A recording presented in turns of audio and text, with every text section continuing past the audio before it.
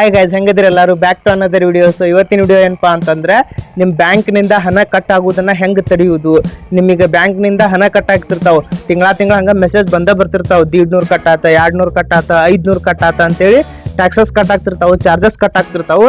But ನೀವು ಹೋಗಿ ಕೆಲಸ ಬ್ಯಾಂಕ್ ಒಳಗೆ ವಿಚಾರಿಸೋದಿಲ್ಲ.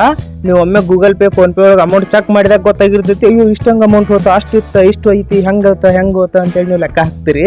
ಸೊ ಅದ್ರೊಳಗೆ ಏನಪ್ಪಾ ಅಂತಂದ್ರೆ ಎದ್ರ ಸಂಬಂಧ ಅಮೌಂಟ್ ಕಟ್ ಆಗ್ತಿರ್ತಾವೆ, ನೀವು ಅದನ್ನ ಹೆಂಗೆ ತಡಿಬಹುದು ಅನ್ನೋದ್ರ ಬಗ್ಗೆ ಮಾತಾಡೋಣ. ಸೊ ಎದ್ರ ಬಗ್ಗೆ ಅಮೌಂಟ್ ಕಟ್ ಆಗ್ತಿರ್ತಾವಪ್ಪ ಅಂತಂದ್ರೆ, ನೀವು ಬ್ಯಾಂಕ್ ಒಳಗೆ ಏನಾದರೂ ಇನ್ಶೂರೆನ್ಸ್ ಅದು ಮಾಡಿಸಿರ್ತೀರಿ.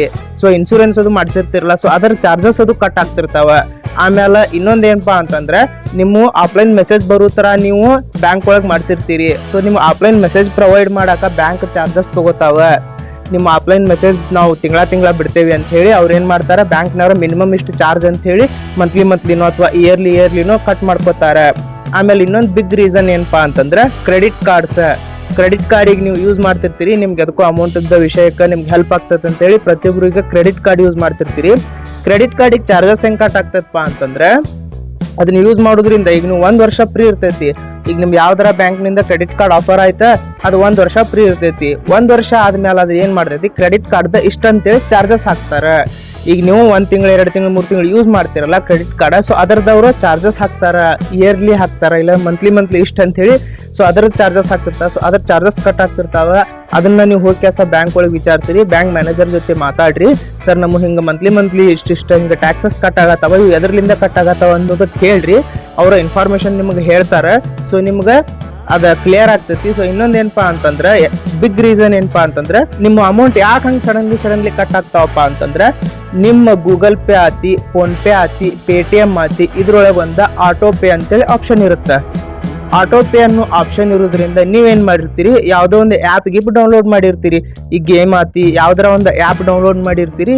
ಅದ್ರೊಳಗೆ ನೀವು ರೀಡ್ ಮಾಡಕ್ ಹೋಗಿರೋದಿಲ್ಲ, ಎಲ್ಲರಿಗೂ ಅಲಾವ್ ಅಂತೇಳಿ ಹೊಡೆದ್ ಬಿಟ್ಟಿರ್ತೀರಿ. ಎಲ್ಲ ಆ್ಯಪಿಗೂ ಅಲಾವ್ ಹೊಡೆದ್ ಬಿಟ್ಟಿರ್ತೀರಿ. ಅದ್ರೊಳಗೆ ಟರ್ಮ್ಸ್ ಅಂಡ್ ಕಂಡೀಷನ್ಸ್ ಇರ್ತಾವ, ನೀವು ರೀಡ್ ಮಾಡಕ್ ಹೋಗಿರೋದಿಲ್ಲ. ಸೊ ಅದ ನಿಮಗೆ ಏನಾಗ್ತದಪ್ಪ ಅಂತಂದ್ರೆ, ಈಗ ನೀವು ಸಪೋಸ್ ಅನ್ಕೋರಿ, ಒಂದು ಆ್ಯಪ್ Dream11 ಈಗ ನೀವು ಡೌನ್ಲೋಡ್ ಮಾಡಿರಿ. ಈ Dream11 ಅಕಸ್ಮಾತಿಗೆ ಚಾರ್ಜಸ್ ಐತಿ ಅಂತ ಇಟ್ಕೋರಿ. ಈಗ 1 ತಿಂಗಳಿಗೆ 500 ಚಾರ್ಜಸ್ ಐತೆ ಅಂತ ಇಟ್ಕೋರಿ. ಜಸ್ಟ್ ಎಕ್ಸಾಂಪಲ್ 500 ಚಾರ್ಜಸ್ ಐತೆ ಅಂತ ಇಟ್ಕೋರಿ. ಅದೇನಾಗ್ತೈತಿ, ನಿಮ್ಮ ಆಟೋ ಪೇ ಒಳಗೆ ಹೋಗಿ ಕುತ್ಕೊಂಡ್ ಬಿಡ್ತೈತಿ. ಈಗ ನೀವು 1ನೇ ತಾರೀಕಿಗೆ ಅದನ್ನ ಇನ್ಸ್ಟಾಲ್ ಮಾಡಿರಿ, ನಿಮ್ಗೆ 500 ಚಾರ್ಜಸ್ ಐತೆ ಅಂತ ಇಟ್ಕೋರಿ. ಜಸ್ಟ್ ಎಕ್ಸಾಂಪಲ್ ಆಯ್ತು. ನಿಮ್ಗೆ ಏನ್ ಮಾಡ್ತದ, 1ನೇ ತಾರೀಕಿಗೆ ಅಂದ್ರೆ ನಿಮ್ಗೆ ಪರ್ಮಿಷನ್ ಕೇಳೋದಿಲ್ಲ, ಯಾಕಂದ್ರೆ ನೀವು ಅಲಾವ್ ಹೊಡೆದ್ ಬಿಟ್ಟಿರ್ತೀರಿ ಒಂದ್ಸಾರಿ. ಸೊ ಅದೇನಾಗ್ತೈತಿ, ನಿಮ್ ಪರ್ಮಿಷನ್ ಕೇಳೋದಿಲ್ಲ, ಡೈರೆಕ್ಟ್ ಏನಾಗ್ಬಿಡ್ತೈತಿ, ನಿಮ್ದು 500 ರೂಪಾಯಿ ಅಮೌಂಟ್ 1ನೇ ತಾರೀಕಿಗೆ ಅಂದ್ರೆ ಕಟ್ ಆಗಿಬಿಡ್ತೈತಿ. ಸೊ ಅದನ್ನ ನೀವು ಏನ್ ಮಾಡ್ತೀರಿ, ಅದನ್ನ ನಿಮ್ಗೆ ನೆನಪು ಇರೋದಿಲ್ಲ. ಅದು ಆಟೋ ಪೇ ಇದ್ದಿದ್ದ, ಆ್ಯಪ್ ಇನ್ಸ್ಟಾಲ್ ಮಾಡಿದ್ದ, ನೀವು ಅಲಾವ್ ಹೊಡೆದಿದ್ದ ನಿಮ್ಗೆ ನೆನಪು ಇರೋದಿಲ್ಲ.